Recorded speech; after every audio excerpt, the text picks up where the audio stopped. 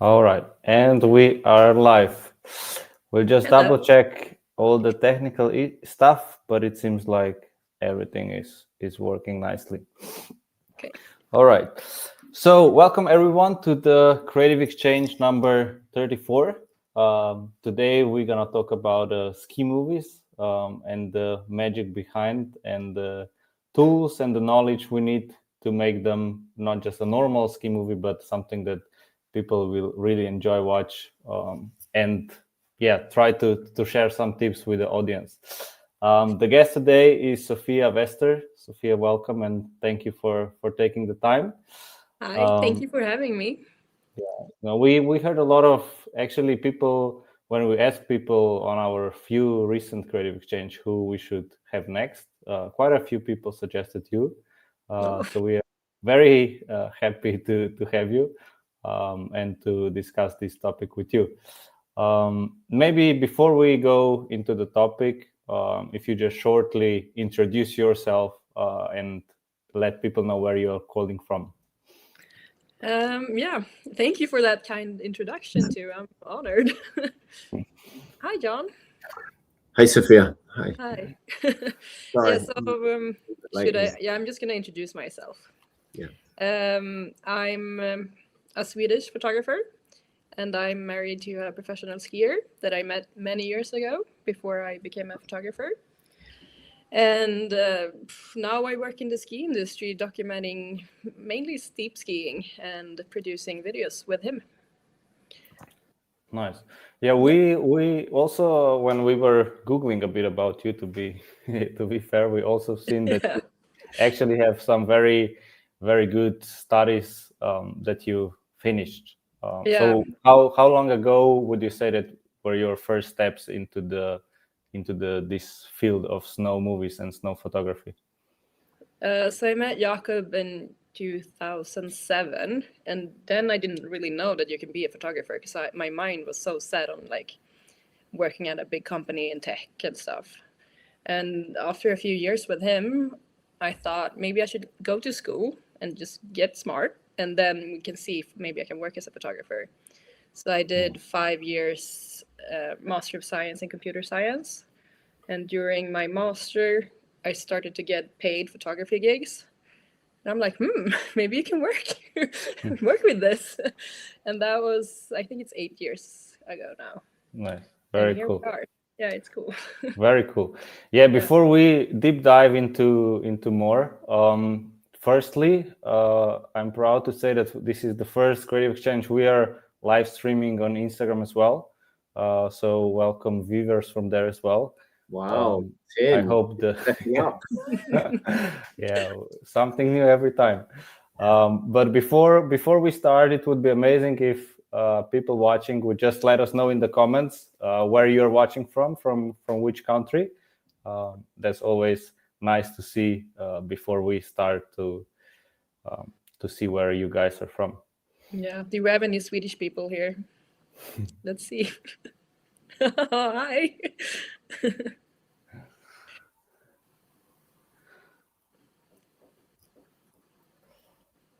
Okay, how many have we got here? Okay, here they come. Latvia, No. Innsbruck. Oh, I can. You guys cannot see, but I can also see comments from Instagram. So we have Japan, Belgium, we have Solna from Sweden, Oslo, Georgia, Slovakia, Wow. India, a lot of places. Yeah, it's Wow, a lot of places. What an honor.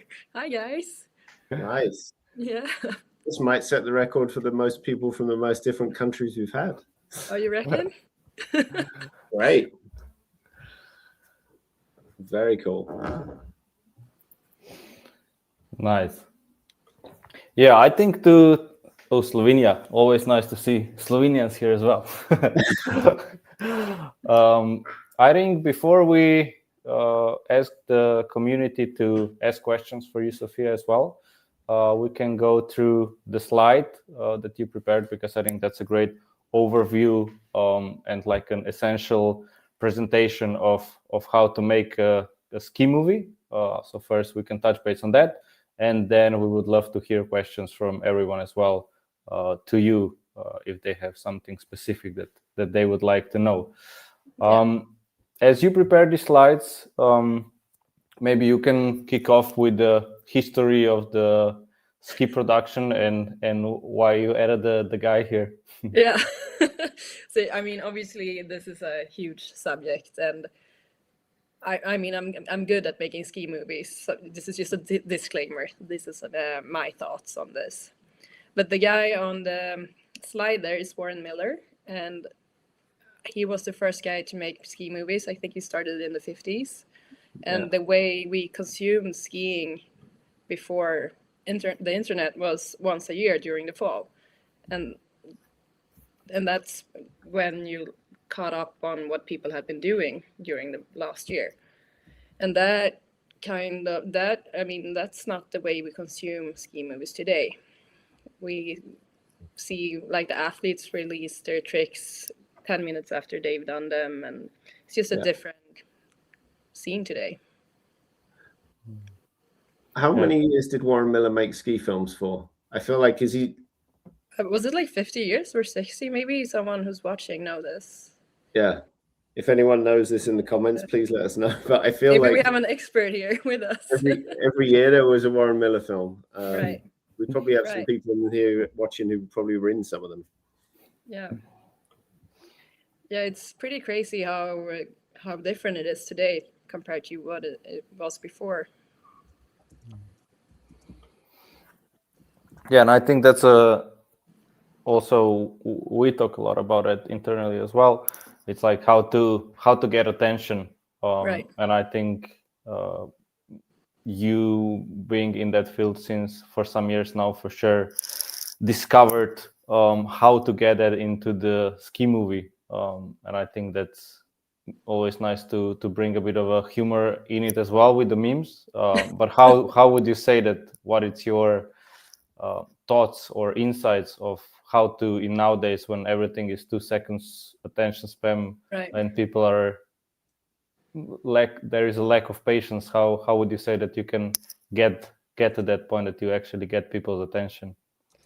I mean, one way is to work with big athletes that already has a reputation and a clout that comes with their name, or work with companies that also have a good reputation, like Red Bull. If you have Red Bull, you're going to get a lot of views just automatically based on that. But I mean, you can't really be an independent filmmaker and work with Red Bull the first thing you do. So you sort of have to think about, okay, but how can we attract people online? And I think there's like 2 types of audience. We have the core audience that are really into skiing. They've seen all the movies, they know the names of the athletes, and they don't necessarily care about storytelling. They just want to see cool tricks and good skiing. And it's a really important audience to impress, because that's where you build your brand and become a respected skier. But then you have this other like huge audience on YouTube that is like the broad scrolling viewer. And some of them maybe haven't been on a mountain, they're just like cruising YouTube. And for them, I think the storytelling part is really important. And how do we get them interested to continue watching your movie? And it's a huge topic, obviously. I don't have the right answers, but we figured out a few things that we try to capture when we're on the mountains to build this story that we think can capture the broader audience.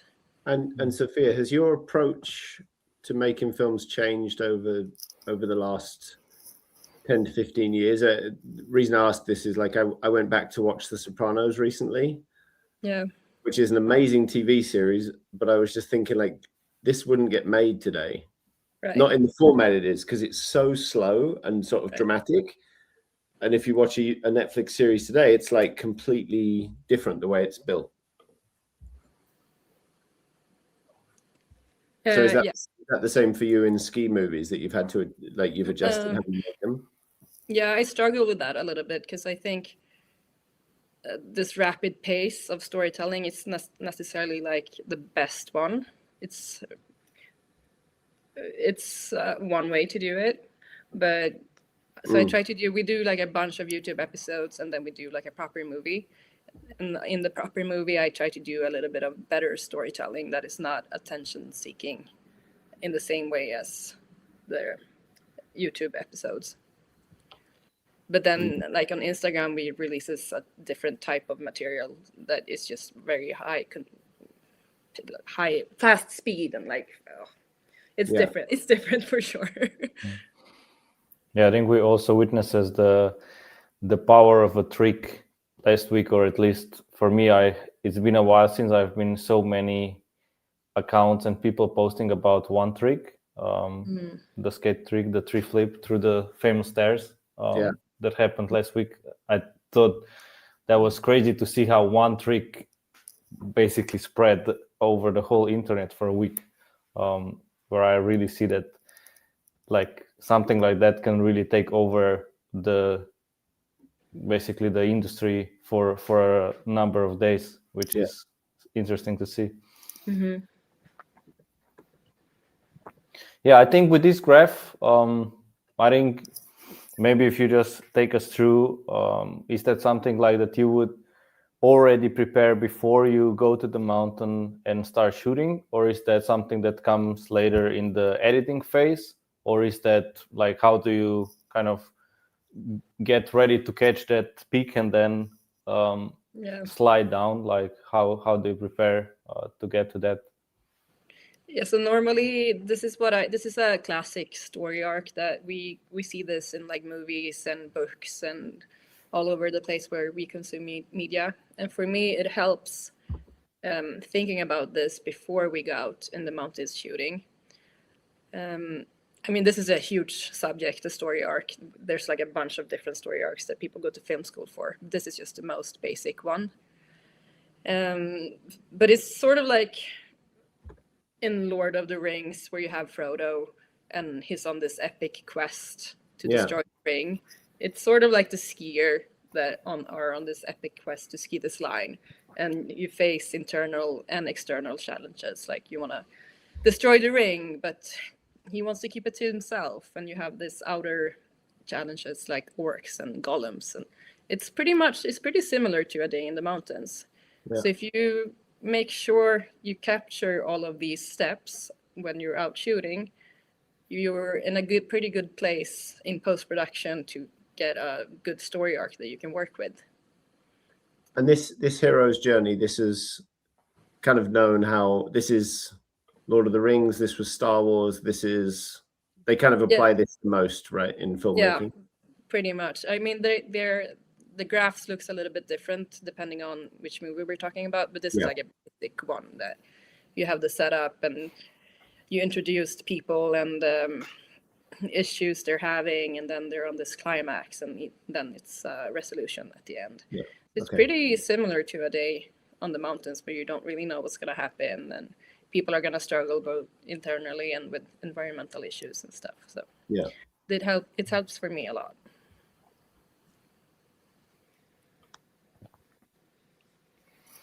And this is more like for post-production, I think. It's just sometimes I make different timelines when I'm editing, and I don't necessarily start from the beginning. Maybe I start when the skiing begins, and then I try to build the different chapters based on this. So this is just a little bit of a tool I use. Would you say that, I think hook for YouTube, that's also something I think a lot of ski movies, and I think some people do it really well. Would you say like, because I think at the end of the day, a lot of times the ski movie, it's about skiing, resort, stories. Like, would you say that you maybe found hooks like a template how to find a hook? Like, is it something like always find a local, or something that you've seen that it's been really working or helping you to find that hook? Like, how do you get to that hook? Yeah, I mean, for YouTube, the scarier or more like death it is the better the video is going to go. Which is, I mean, we can talk about that. I don't want to over dramatize skiing either, but sometimes you need to push it just a little bit just to get the attention from the viewer. Because I think when you scroll YouTube, maybe you have like 4 seconds to capture that audience. And how do you do that in 4 seconds? You can't really start with like a beautiful scenic shot because people are just gonna scroll past that. It's better when people are almost dying, then people are gonna stop and be like, "Whoa, what's this?" It's a balance we're trying to figure out too, because we want to be authentic too and not over dramatize the stuff that's going on. Yeah, but I think sometimes in that regard, like when you've grown up in the mountains, like what seems like, it's always, for example, for me, crazy. Like if you see someone hiking a ridge in Alaska with the GoPro on, like, and you look down both sides and you just see like thousands of meters drop, your heart is in your mouth. And as a viewer, if you haven't done that before, you're like, these guys are absolutely crazy. Where are they going? Yeah. But the reality, like when you've done something like that before, it's like, okay, well, it's actually 2 meters wide and there's footholds, and maybe not to undramatize it, but I think, you know, it's easy when you're in that space to think, oh, this isn't dangerous. But like, you know, to someone who isn't there every day, it seems pretty terrifying. Yeah. It's important to remember that like I work in sort of a bubble with a lot of really good skiers, and what they do is not normal at all. Like, so you have to remember that and try to place the audience in their shoes. And I think it's also important to realize that on YouTube, there's a lot of people that might not have been on a mountain before. So you have to really explain what's going on. And this is like with the graphics, we try to show like, oh, this is where we walk up and this is where they're going to ski down. And this is the height of the mountain, just like trying to over explain everything. Because I had a ski movie premiere once where people came up to me after and asked about the Z tracks on the side, asking me like, what's that? I'm like, oh, they don't even realize that is the skin track going up. So I think it's a good, so you have to like remember that not everyone knows what's going on in the mountains. And I think you probably also have an interesting thing, because like, I think one thing I see, like I grew up snowboarding and you had absinthe films, European, like amazing films. When they did stuff with like Nicholas and Gigi and it was filmed close in, it was very aspirational, and you could say like, oh, I could imagine doing Powdertons like that. But then they still had like some of the Alaska heli shots where you basically just see like an ant flying off a cliff. And it's whilst it's very, very good snowboarding, it's also, you have to remember, you want people to aspire to go and do that. Right. And I think that's probably always the fine line you have as a filmmaker of aspirational versus relatability. Like you want something where people are like, oh, I want to strap my snowboard on tomorrow, and not just be scared out of your brains, like looking at that face on the slide there. Yeah, I think yes and no, because also we want to showcase stuff that not everyone can do. True. I think that's important too. I mean, we walk up on everything we ski down. I think I want to inspire people to do more of that. Yeah. But I don't want to inspire them to ski steep stuff that you die if you don't know what you're doing. Like it's, then you can have like the cruisy nice powder turns too. But I want it to be impressive also, to impress like the core audience that we talked about before. True. Can I ask you then maybe less of a filmmaker question, more of a personal question?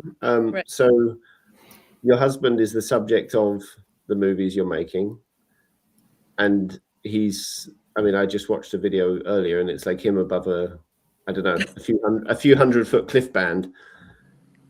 How is that relationship to risk, I suppose, and how do you deal with it? Because, you know, if my wife was flinging herself off of, you know, down a face with a 400-foot cliff underneath, I'd be like, please be careful. You know, how do you deal with that? Yeah, I mean, for me, I met him knowing what he was doing. Okay. So, I mean, he did like park jumps before, but like I know he's a skier and he's gonna ski if I'm there or not, and he's gonna ski if I say no or not. So for True. me, I just realized that it's way better if I can be on the mountain with him and take decisions with him rather Yes. than being at home and not having anything to say. Yeah. Because at least like when I'm with him on the mountains, I can like hear his reasoning and I can say like, hey babe, this is not a good idea because of this or that. Yeah. So I don't have to get that call and not knowing what went wrong. Mm. Does that make sense? It does. It does. Yeah. Yeah. Yeah. It's better to be. Yes, it does. Yeah. Because at least then you have some semblance of control, I suppose. Right. Very cool. Right. But I mean, it's nerve-wracking for sure sometimes. Yeah. But it is that when you're shooting friends too, I mean, in this industry, like we all know each other very well. So it's, I don't know, it's just part of the game, I think. Yeah. That's why you want to be out with good people that know what they're doing. Yeah. And then can I ask a question? And maybe Tin, we can go to some questions from everyone watching. How are you? The reason I asked this, I made a couple of very average snowboard films back in the day, featuring some British snowboarders. My job was getting the money to actually make the thing. So I raised a few €1,000s from sponsors. Like, how do you raise the money to fund all of this? Is it from like endemic sponsors that you guys have, or is it from YouTube revenue, or how are you doing it? It's a good question. It's the never-ending struggle, I think, with money in this industry. Mm-hmm. I'm very fortunate to work with the Jakob sponsors, and we have a few others that helps us with the movie project. And then also, like being married, I'm not like charging a filmer. What do you call that? Day Like rate. Day rate for him. Like we're a package deal, and it's a really good package deal for the sponsors. So I think that's why we're able to do this on a little bit of a shoestring budget, to be honest. Okay. Because it is expensive having a filmer with you traveling all year round. Yeah. It's easier when you're married. And then do you, just I'm intrigued how the model works. Do you make money from YouTube with like ad revenue and stuff, or? Not really, because we wanted to use the music we wanted, like not copyright-free music. So we use whatever we like, and when you do, you can't make ad money on YouTube. Because that's a shift that has happened with the digital. Like when did that change? Because I made a Nike snowboarding film in 2014, and we used Rolling Stones, and we used David Bowie, and we paid for it all. Right. And how much was that? I mean, the Rolling Stones, we used oh my god, what's the song now? I'll find it. Yeah, it was like 25 grand to license that song. Yeah, it's crazy. Yeah, it's just too expensive to license music. No, exactly. But then, so if what is it? You just switch off the monetization, and then you can use whatever songs you want. Yeah, pretty much. And then you can, not all songs, but like 99% of all the songs.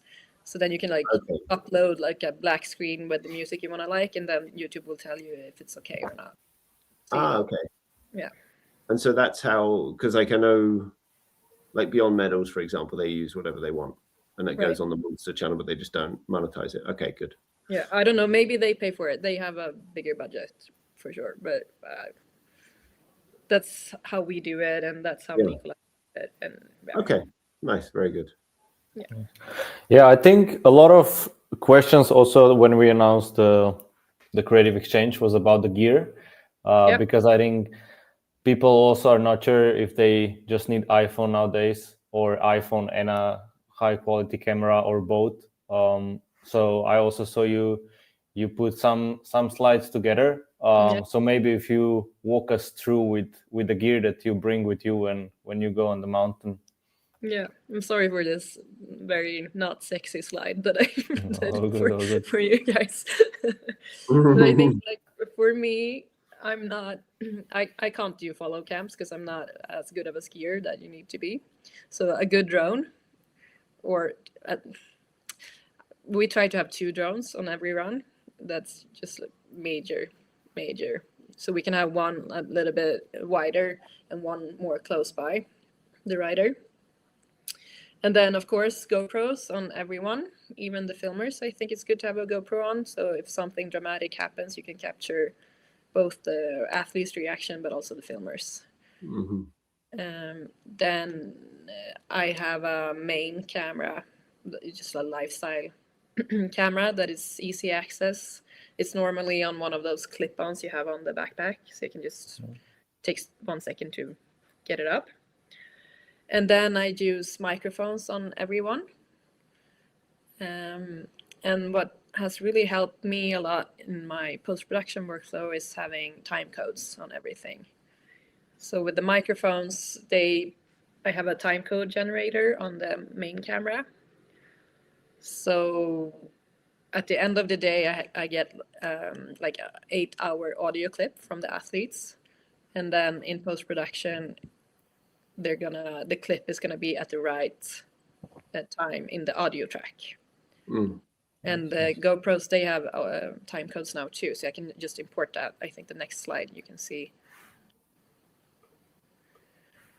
So it looks like this. You have the yellow tracks, that's the audio tracks from the athletes. And then all of the other clips are GoPros and drones and all of the other video. And it just, it's very easy. So that's like a full day, and that's where I start my editing process. And how much would you say with like drones and cameras and GoPros, like if you on average, like what kind of percentage would you say of the movies would you say that it's filmed by drones, by your main camera, or GoPros, like the actual footage that is then screened on YouTube and screens? Like, is it always different, or do you have like preferred way of how you do it with the gear? No, it's different. Normally we use a little bit of everything because you need the GoPros when the athletes are like hiking and we don't have a filmer on the mountain with them. They film each other with the GoPro, and the skiing, obviously you need the GoPro from the first person perspective. And the drones, we use every camera that we can. I try to avoid cell phones because I don't think the quality is there yet. It's like good, like if you don't have any other options, it's okay, but you can really tell on a big screen if it's shots with a cell phone or not. It's interesting when you look at that edit, like the edit bay you just showed, and the impact of audio. Yeah. Because, you know, as I say, like films, I suppose some of the snowboard films I grew up with, they were very much like, yeah, just trick with whatever sound, like with the soundtrack. And yeah, they would have a couple of angles, but it's interesting watching your stuff. The impact of audio and like what it brings to the piece is it really differentiates that from like the sort of movies of previous generations, I suppose I would say. Yeah, I agree. It's very important for storytelling to have authentic reactions on the mountains, and for that you need a good microphone. And yeah, so this slide that you're on now, this is where I removed all of the audio where it doesn't have any video related to the audio. So this is like the condensed day. Yeah. So instead of being like 8 hours, this is maybe 3 hours. Yeah, while talking about the gear, we got a question from stags.prod. In terms of communication, how and in which way do you stay in contact with the athlete when shooting? Is it all a good on? question. Yeah, so it's mandatory for me, if you want to work with me, to have a walkie-talkie so I can talk to you. I don't want to be yelling on the mountains and people are not hearing what you're saying and stuff. So walkie-talkies. Yeah. Yeah. Yeah, I think we can encourage people to start asking questions now. Anything related to making the snow movies, and I'll do my best to keep track on Instagram and YouTube to make sure we don't miss any good ones. Nice. While we're waiting, what would be your most memorable trip most memorable film trip you've done over the last decade, longer? Ooh. Oh, that's a good question. I think first time I went to northern Norway for skiing. Yeah. Because it's so remote. Like I didn't see any people almost, and the mountains, and you have the fjords, and I mean, because before that I only went to like the French Alps, and there's people everywhere, and then you go up there and wow, Yeah, this is the way I want to work. I did 2 seasons in Val d'Isère. Yeah, there's people everywhere from 24 hours a day. Yeah, it's crazy, yeah. But northern Norway, during Easter it can be a little bit crowded, but it's nothing compared to the Alps. And yeah, like when do you go up and film? Like what time of the year are you going up to that part of the world to film? Like March to May normally. Okay, so it's on before, like similar to Alaska kind of thing. Yeah, when they get the daylight back. Yeah. Nice. Yeah, we got a question from Akim. What are your main lenses that you use? So for my main camera that I have on my backpack, I normally go for the 24 to 70 millimeter. I rarely change lenses because like when we're out on the mountain, everything is like really quick and the athletes are super fast hiking up and I'm just trying to keep up.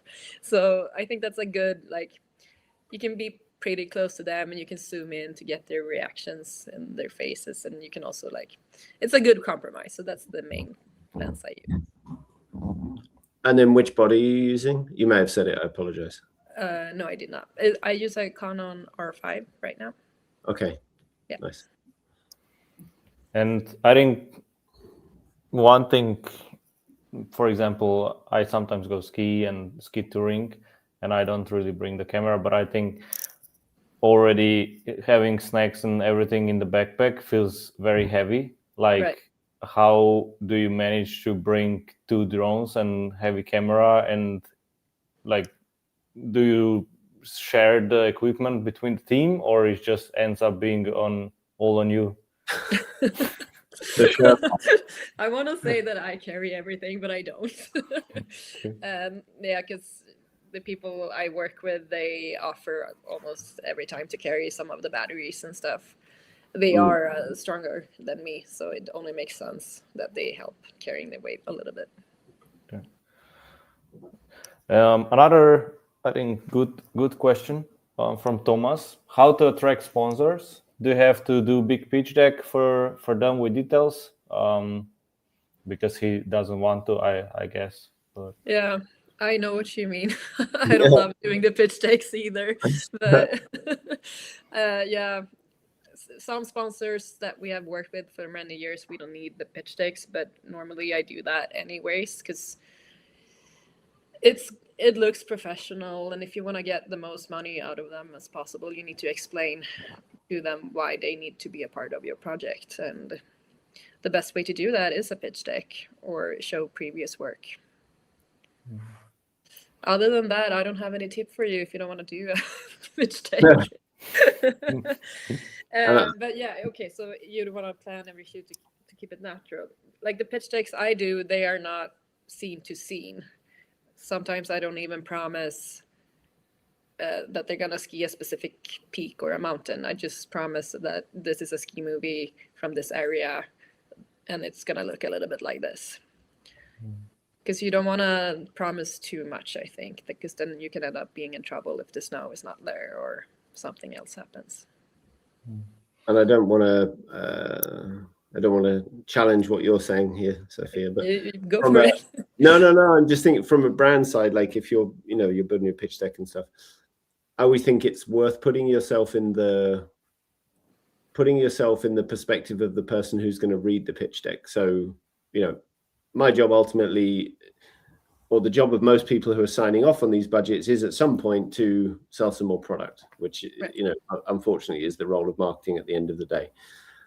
So then it's kind of, okay, well, how can the person building the pitch deck provide content, provide traffic, provide storytelling which can help the brand in terms of that. So, I think for us, one of the biggest things is just getting a good steady flow of like UGC content, making sure that there's a lot of assets coming from people out in the mountains. One thing I struggle with sometimes on the brand side is people like, oh, we need this stuff for all this. And then you don't actually get back what was people said they would do. I always think that's a bit of a struggle. Because everyone always wants some product or some money. And sometimes that, I think making sure you come back and follow up what you said you would do is really important. It is. I mean, it's a contract between you two, and it builds on trust. So if you promise that you're going to deliver a photo package, deliver a photo package, because otherwise you're not going to get the money next time. True. But it's a thing to think about too. Like, you're right on like putting yourself in the sponsors' shoes.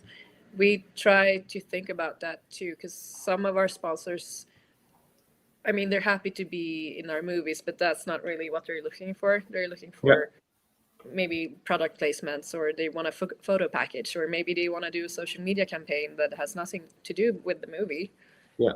So if we can add that in, it's sort of a trade-off that we can do what we want to do, and they get what they want to have for their marketing. Yeah. And I think to that point as well, like depending on the brand that you're pitching, Thomas, I think sometimes like we have it, for example, at DB, we have multiple color drops per season, like depends.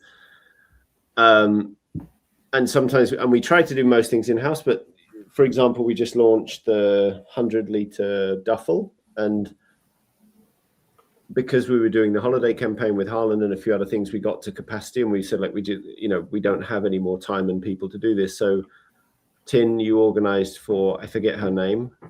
Olivia, and she went to, where did she go? Kyrgyzstan,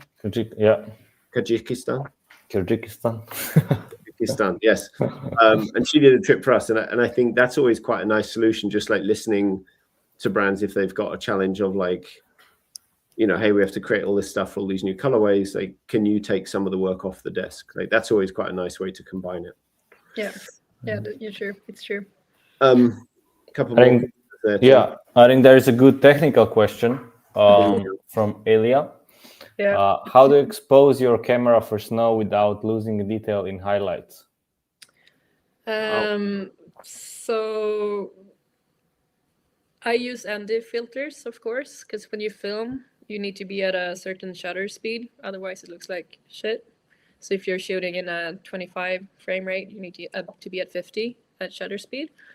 So I use an ND filter, and then just try to be a little bit, I don't overexpose anything, because when you do that, you're fucked. So like, I do try to do it a little bit too dark and work with noise reduction in post than blowing the highlights out. And another technical question from Instagram: if you found the perfect length of the movie, or like, do you plan the length, or you don't care if the story is worth it, like 45 minutes, or you have a rule like not going over half an hour, for example? I don't like having rules, but if you want to be on film festivals, many film festivals have very strict rules about length. So it could be, sometimes the story needs a good 30-40 minutes, and of course if you have to do that, you have to do that, but then you might risk not getting into some film festivals because they are looking for movies that are under 20 minutes. So it all depends on the story and what's your goal with the movie, because some stories can't really be told in 20 minutes, so then it's going to be feel rushed. So maybe it's not worth being on some film festivals. For sure. Another technical one, short answer, but what timecode system are you using? So I'm using tentacle mics and timecode generators. I think there's like a bunch of different ones. I think DJI has their own one too, but I'm on tentacles. Okay, nice. And then we have a question from Annika. What advice would you give to athletes who want to break into the film industry, particularly when it comes to getting started and building connections? I think like try to figure out what you want to showcase with your skiing and what you want to like put out into the world, what type of stories you like, and like what do you like watching, and try to produce that yourself. And also don't be shy and write to people like me or athletes on Instagram. I think a lot of us have had help from bigger names and want to give that for give that back to the industry. So like, just don't be shy and reach out and see whatever comes.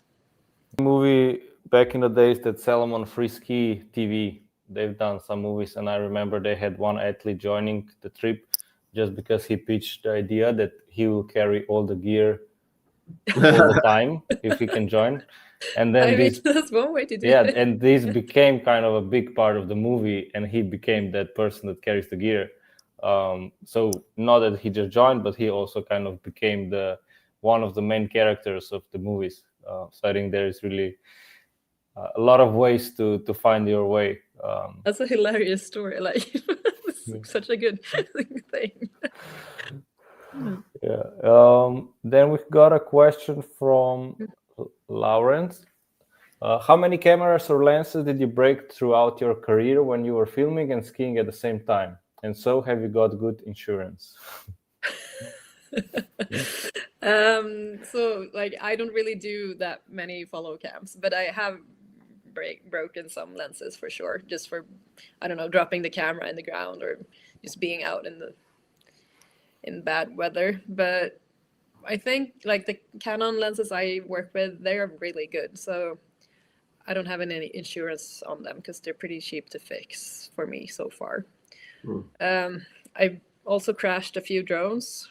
They are more expensive, especially if you have like a flyaway and the drone disappears. For that, I have the DJI insurance. I think you can have that like the first year when you buy a drone, and then you get a completely new drone for like a few $100s. So I recommend that if you buy a new drone. Which drone do you use from them? Right now, I have a Mavic 3 Pro. Mm-hmm. Yeah. How good is the small one they make? Because they do like a air version, right? Or... Yeah. So Jakob normally has the air version in his backpack, so he can fly like a second angle. Okay. They are good, I think. The picture quality is not there. Like you can tell in post that it has a worse sensor than the bigger one. But I mean, I'd rather have that than not having a second drone. Yeah. Yeah. And then one more question. Have you found yourself in a tricky situation when filming a ski movie? Meaning, like, you went up. I mean, you are obviously a good skier as well, but sometimes when you see a shot from a ski movie, like you're wondering how they got it, and especially like how the cameraman made it down. And there is this meme on Instagram like that cameraman never dies. But do you find Seen that meme? No, really? No, your algorithm must be a bit messed up. I'll send you both. Like, do you find yourself sometimes in those kind of situations, or you plan beforehand to make sure that it doesn't need it, that they're not needed? Yeah. So like I'm okay at skiing, but I'm not by any means a good skier. That's why I use the drone so much. So I definitely struggle when I go down because normally, I mean, when we shoot, we try to shoot in good lighting and that is sunset. So when it's time for me to ski down, it's black and crusty, and it's normally the good snow is where Jakob skied, not where I'm going to ski down. So I struggle like a lot skiing down for sure. But I've never been in a sketchy situation like that. I think the most sketchy thing I did was skiing last down and crossing like a river, and I fell down head first. But my ski got stuck on top, and since my camera bag is so heavy, I couldn't really get up. So lucky for me, Jakob kept track of me and came back to pick me up because I was stuck there for sure. Wow. Yeah. Sketchy stuff. Sketchy stuff. One more question from Fernanda. Would you recommend shorter videos over 10 minutes plus to get started with filming as an athlete? But I believe that's maybe a similar answer to before. Yeah, I think so. It depends on. I mean, don't make a 20 or 40-minute movie if you don't have the material for that. It's rather keep it concise and like stick to your story. But if you have a good story, just make sure you tell it in a good way. And if that's more than 10 minutes, just don't be hang up on that. And to follow up on that question, sorry, Tim, do you ever have any shots where Jakob or other people in the film are like, oh, that was a sick line, it was super good, and you're like, yeah, it's not going to cut it? Yeah. Yes. And how does that go for you? Like, how do you approach it? I don't know. I mean, it's all about compromising, because I don't really come from a skiing background, so I have respect that the skiers want to showcase some stuff that I don't really see what's so exciting about it is. But it's also like you don't want to make the movie too long, so you have to start cutting somewhere. Yeah. And if I'm not thinking it's interesting enough or the light is not good enough, I'm gonna cut it. Yeah. I think that question I'm also curious myself as well from Hugo. How do you think about sound design? Do you always capture your own ski audio or do you use some editing magic? I believe that goes especially like ski turns and then the sound of snow and stuff like that. Yeah. As a sound design, super important actually. We just started working on that a few years ago because we didn't really think about it that much. But when you start thinking about it, you realize how important it is in the quality of the movie. So we try to capture as much as possible, but if you're skiing big lines and the drone shot is sort of far away, you can sort of reuse good audio. Like if you have a good turn, you can use that in multiple shots because people are not going to really hear the difference. I think if you're working with cameras up close, you want to aim for capturing that sound when at the same time when you're shooting. But yeah, can you is there a library online as well where you can buy a lot of these sounds or not really? Not really for skiing, I would say. We use something called Splice. It's an app that you pay for, and they have this huge library of samples of winds and birds and stuff. But the ski industry is pretty small, so they don't have powder turn to the left or stuff like that. Yeah. But we try to make our own library in our hard drives. So I have a good skinning sound and a good pow sound and stuff like that. Oh, nice. Nice. And then there is a question from Joel. What is a good first camera for combination of active shots and landscape? Bonus question. What is the most important thing to deliver good / engaging storytelling? But maybe we can start with the the first question. A good camera for what was the question again? Yeah, sorry. I assume he's asking a good first camera that you can get landscape and shots and that it's probably not too expensive. If you have some recommendations that you tried out. I think maybe a GoPro, to be honest, because you want to have a camera, you want the camera movement to be smooth and not shaking. And if you buy bigger cameras, you normally need a good tripod and stuff like that. So if you have a GoPro and a decent cell phone and a small drone, I think you can create pretty good stuff. That would be my recommendation. Yeah, I would agree with that. And then one more question from Militron Cone. How do you mix those picture qualities with the drone and the good camera? So I imagine if you film something 4K with your Canon, and then you get maybe a footage from a less good drone, Like, how can you match the colors and the quality that when a watcher will view the movie, that it won't feel like two different vibes? Yeah. So I think in post-production, the color matching is huge. It's also, it's a try and error thing, depending on what type of light you're working with. And you need to, like, in post-production, you need to decide, like, okay, this is the look I'm going for in this sequence. And then you try to match everything to that.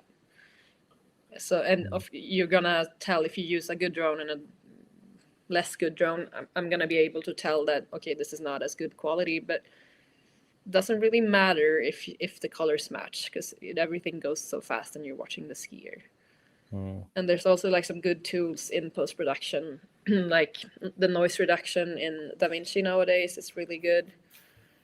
And so you can, it's okay to work around, I think.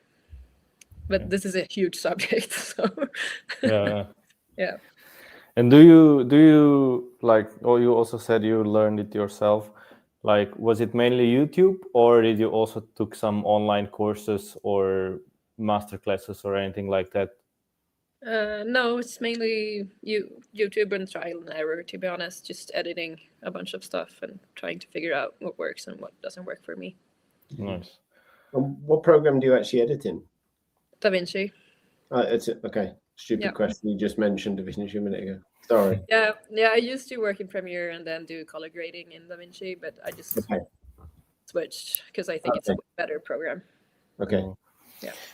And then maybe a good, if it's a last question from Lasse, what does the future of snow movie looks like? And maybe also an add-on, also with the AI and everything, if that's something you are thinking to use as a tool as well for your movies, or are using already, or what would you say that it's future of your ski movies? I haven't used any AI so far. I don't want to promise anything, but I think for ski movies, why you watch ski movies is that you want to see a real person doing something very impressive. Yeah. And maybe I'm wrong, but I think this is why we watch athletes doing impressive stuff. So I don't think I'm going to be using AI for that. Like for sorting material, or maybe like putting everything in those timelines in DaVinci, perfect. But for shooting, no. So I hope the future of storytelling, or in the ski movies, that we have athletes and filmmakers like me that are able to create content in an authentic way on the mountains, and that not everything is produced by big brands, that we also have like smaller production companies like me. That's my hope. I think there's room for everyone. Yes. And for our listeners that maybe don't follow you or haven't watched your movies yet, where is the best way to find you or your projects? So I'm on Instagram. It's Sofia Westers. Maybe you can type that in somewhere. Yeah, I'll add the link as well. Yeah. And for like all the movies, like I do most of my movies with my husband Jakob, and it's on his YouTube channel. Mm-hmm. It's Jakob Wester Ski at YouTube. Nice. I linked it both into the comments on YouTube section. Perfect. Nice. Sweet. Yeah, I think we've wrapped up nicely. I think a lot of learnings and good tips shared. Maybe to end with, like, if you would look 10 years back or to 2007 when you started with everything, what would be an advice that maybe you would give yourself back then, looking at it now? I think I did pretty good, actually. I mean, be brave and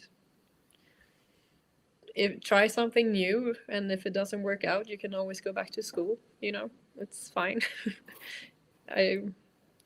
I'm very happy with my life, so I'm proud of myself, actually. Can I say that? It's a little bit. Yeah, no, for sure. Very nice to hear. Yeah. It's really and good. if anyone listening wanna just write to me if you have any more questions, or if you're in Norway and wanna hang out, just let me know.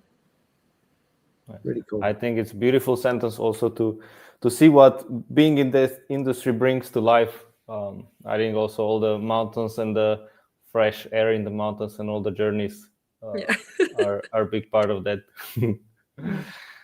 Nice. Sweet. Yeah. Thank you, Sofia, very, very much. Yeah, thank you. Yeah. Thank you for having me. Yeah. And see you sooner than later on the mountain. Yeah. Yes. And thank you everyone for joining. Thank you all. Merry Christmas. Happy holidays. See you all next